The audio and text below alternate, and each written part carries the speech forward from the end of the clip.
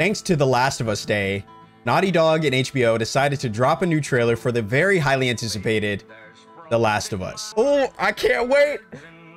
We just got a teaser trailer, I want to say like a month ago. So it's nice that we get a more full-length trailer.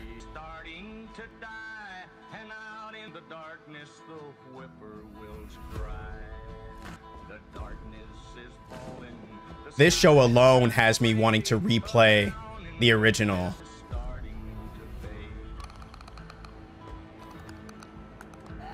Oh, clickers. Oh, shit. If you played the games, you already know that this is going to be a very, very intense journey. That must have been Riley. This is your chance. Bill, okay. And you said everything right. Oh, shit, dude. Singing in live action looks insane.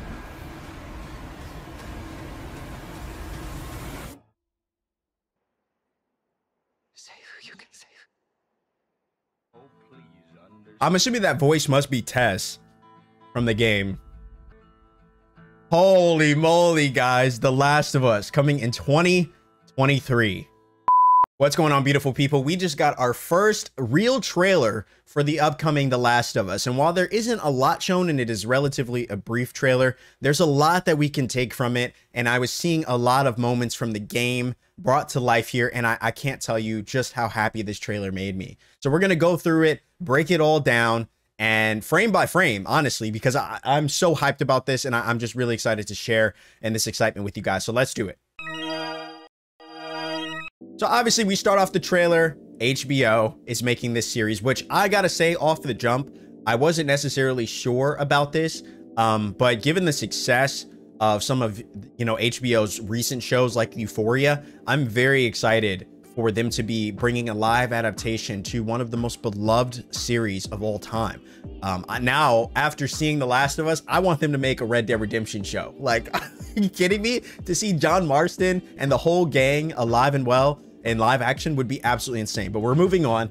Obviously, in the trailer, you see report signs of cordyceps infection. If you don't know, if you haven't played the game, the cordyceps infection is what is the infection that is turning people into, infected, into zombies and shit. So this is very much in line with the game, which we could have expected, but it's, I'm bringing this all to your attention. And I know some of it may seem redundant if you played the game like 4 times, like I have.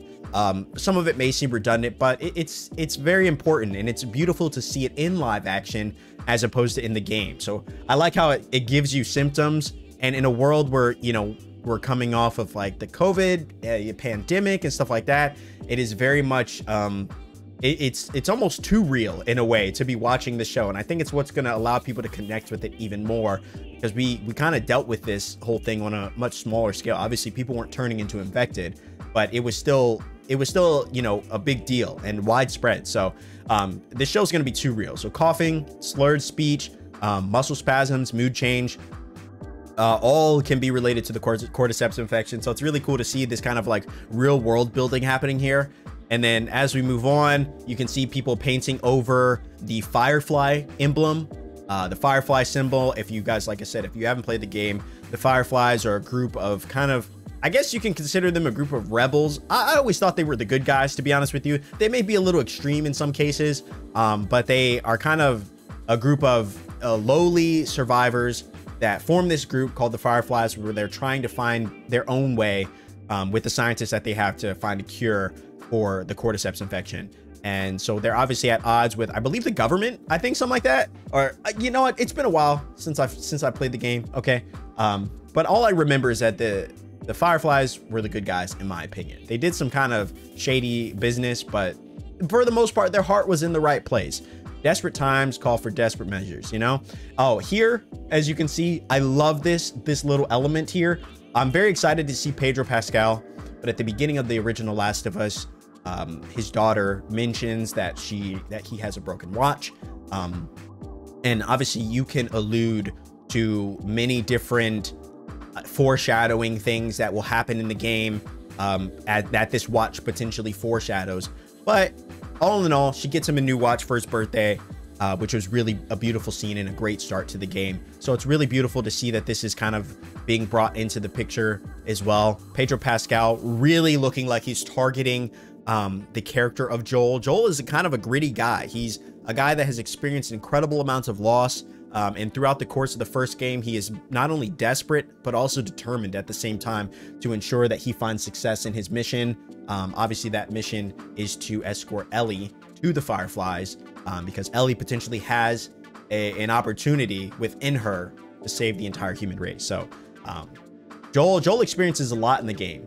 And I love how that's kind of foreshadowed, that goes right into the next scene of when you're lost in the darkness. It's kind of insane. Now, I don't know what this is. I would assume these are Ellie's shoes because we did just see a frame of her. I'm assuming this is in the same building.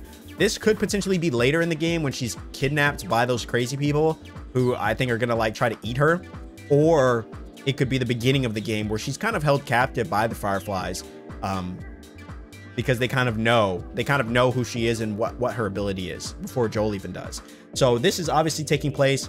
If you see this is one of my favorite missions in the game, where it's the downpour rain mission, and Joel, Ellie, and Tess all have to make their way through the city that is obviously occupied by the military, and they have to make their way through. And one of the scenes in the game is when you're going through the tunnels to try to make your way underneath all of the soldiers. And this is just after they find out why she's so important, why she's so special.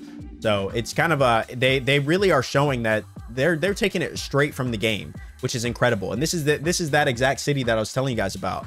This exact city right here is where they're trying to make their way through as they progress down their journey to, I think they're trying to make it to the capital at this moment in the game. So yeah, it's really cool to see it in live action, honestly. And they go inside this building, and this building ends up being one of the most intense moments in the entire game, especially so early on, because there's a lot that they have to contend with. And you really learn a lot about the infected. You learn a lot about the clickers. It's kind of insane. This moment right here, I don't know. I believe this is Bill. I would assume this is Bill. I'm not sure. Obviously, you're seeing, some more images about the death that's happening. Get your first image at a real life clicker. I've only ever seen them in the game, so to even see a glimpse of them in live action has me even more scared, knowing just how dangerous they are and how much is at stake when you hear them. Like, you really cannot make any sounds, and it's gonna be intense, man. It's gonna be a very intense show. I don't know how long the show's gonna be, given the length of the game, like where they're gonna break it up, if it's just gonna be one season. But hey, I mean, I'm down for that. Obviously, you see them on the carousel. I would assume this is Riley. This is Riley from the game. They have the whole beautiful carousel scene in the Left Behind DLC. And so, yeah, I like to see that these moments are going to be coming to life. Even moments that seem as small as this are pretty big moments in the game that really flesh out Ellie as a character, how she became who she became, and why, what her motivations are. So it's going to be really beautiful to see these relationships form in real time in a live action format. And obviously you can see that this is, I would assume this, I'm assuming the show is going to take place in exactly the same position as the game. And so you're seeing this is, I believe, in Texas, when the whole breakout is really starting to happen, and he's carrying Sarah after the car crash that happens at the beginning of the game. The whole state is in ruin. Everybody's just trying to get out of there. It's absolute madness. In this scene, I want to point to this too. I believe this is the first time we get our look at Bill, which I'm very, very excited by, because he's played by one of my favorite actors. Obviously, many of you may know him from Parks and Rec. I most recently know him. He just had a role in the Peacock original series, The Resort. He was absolutely incredible there. And so, yeah, I'm very excited to see him getting more work in more roles, and roles specifically like this with such a beloved character. Bill is kind of a badass. If you haven't seen the show or played the game, he's next level. So he's definitely going to be a bit more intense. You can see the brutality is being brought back of Joel. Joel is he's kind of an unhinged character at times, kind of insane. I would assume this horseback scene that we're seeing right here, I would assume this is when they're making their way to Seattle. That's my assumption. Or it could be everyone that's living, Joel's brother, and everyone that kind of lives in the beginning, in their kind of sanctuary area before it gets under attack. Ellie being a badass, Tess, I would assume this moment right here, I would assume this is in the Capitol. Tess realizes that she's been infected, and so she's making her kind of last stand there in that moment. So, and then we get and then it pans right to, I believe this is the snowy scene at the end, towards the end of the game, when Joel finally finds his way to Ellie after everything that's kind of been happening, which is going to be absolutely insane. And then all of that leads to a real crazy looking close-up. Holy moly, can I get this right? A real crazy close-up at a clicker, and it looks very accurate in relation to what we've seen in the games. Like, clickers are some ugly mofos, and so to see to see them, you know, in real time is going to be insane. Absolutely insane. So overall, for the most part, I'm hoping to continue to see the growing relationship between Joel and Ellie in the beginning of the game, you know, in the show, just like we see in the game. And it seems like they're really taking this to heart. The Last of Us is absolutely, undoubtedly one of my favorite games of all time, and I played it a number of times, and I enjoy it. I enjoy it every time I get to play it. It's an incredible game, and the castings for this show prove that they've really taken it to heart, you know, the elements and the love that people have for this. I think Pedro Pascal is an incredible choice for Joel, and I'm very excited to see the life that he brings into this character, as well as Ellie, as well as Tess, Bill. I can't wait to see this show come into fruition. I don't know how long it's going to be. Obviously, The Last of Us is just one game. I'm not sure how they're going to split this up, or if they're just going to try to knock the whole show out in one season. If it's like a kind of a short series, limited series. I would love to see the story have its own progression.